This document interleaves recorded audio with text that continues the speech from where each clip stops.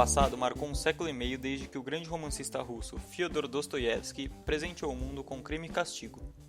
Como é típico de seus romances, Crime e Castigo não é o que se pode chamar de uma leitura empolgante ou animada.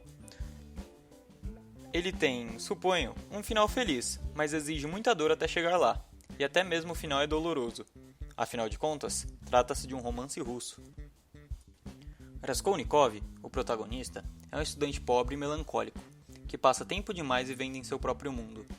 Ele ressente-se do mundo em torno dele, considerando-se um ser humano superior que não deve ser constrangido pelas preocupações éticas da massa. Julga-se um grande homem, um benfeitor, um líder carismático.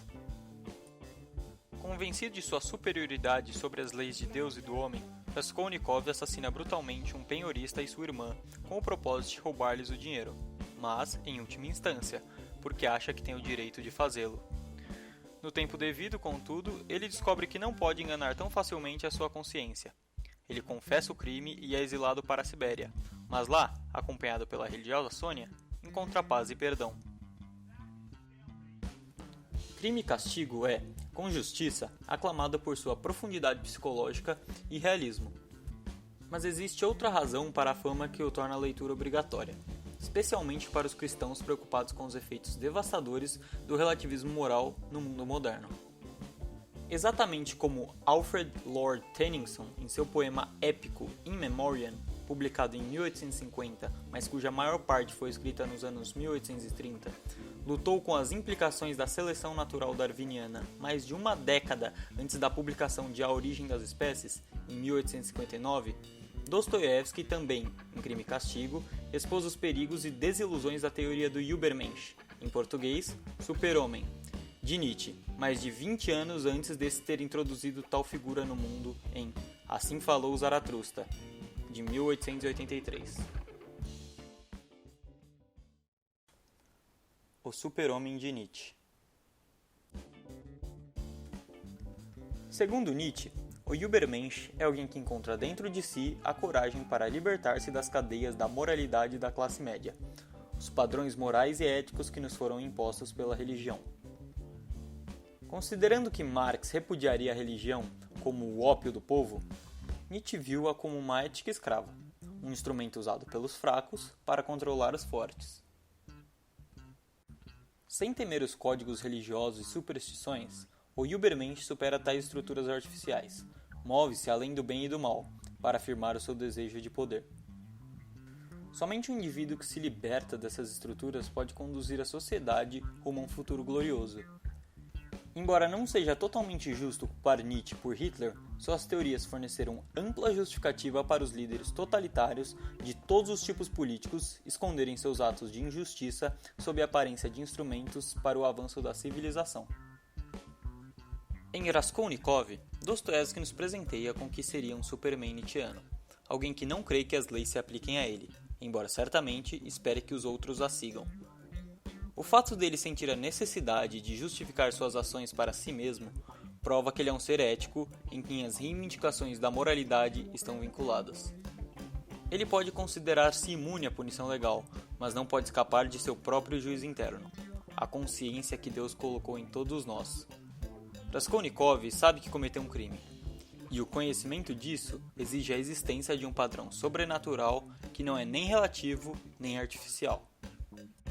Assim como a dor indica algo que está debilitado em nosso corpo, a culpa indica algo que está debilitado em nossa alma. Mesmo enquanto tenta convencer-se de seu status de super-homem, Raskolnikov é profundamente atingido pela culpa e pelo remorso. Um terapeuta freudiano moderno provavelmente lhe diria que o problema são seus sentimentos de culpa, não ele. A realidade de sua culpa está no fato de que ela desmente o relativismo moral, a falsa crença de que o homem pode viver, fazer escolhas e prosperar em um mundo além do bem e do mal.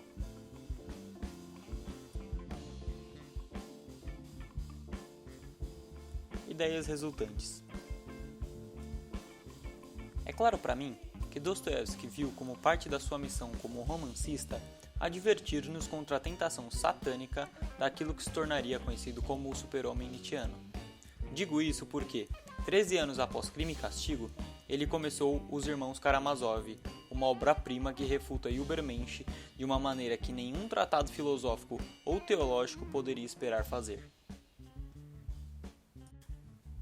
Fyodor Karamazov, um louco depravado e estúpido, é o pai de 3 filhos que incorporam, respectivamente, os lados físicos, intelectual e espiritual do homem. Dmitri, um soldado impetuoso e impulsivo. Ivan, um intelectual excessivamente racional que rejeita a fé em Cristo. E Alyosha, um monge piedoso que tenta ajudar seu pai e irmãos atormentados. Durante o curso do romance, Fyodor é morto, e a suspeita recai sobre o cabeça-quente Dmitri. No final, contudo, descobrimos que Fyodor foi morto não por um de seus filhos legítimos, e sim por um filho ilegítimo, o bastardo Smerdyakov. Essa revelação surpreende a todos, incluindo o leitor, mas a ninguém mais que a Ivan. Perceba, por muitos anos o grotesco Smerdyakov foi um discípulo do niilista Ivan.